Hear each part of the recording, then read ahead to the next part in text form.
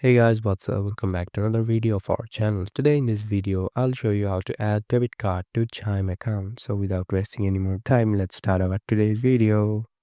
Adding a debit card to your Chime account is a breeze. Here's a step-by-step guide to help you out. First of all, open the Chime app. Launch the Chime app on your mobile device. Navigate to the Move tab.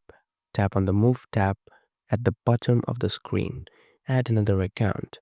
Tap on From and then select Add another account. Select Debit card. Choose Debit card from the options. Follow the prompts. Enter the debit card information as prompted and tap Link my debit card. Alternatively, you can link your debit card via the app settings. Go to the settings, open the Chime app and go to the settings. Tap on Link accounts and then link a new account. Select debit card and enter your card details. Tap Link my debit card to complete the process.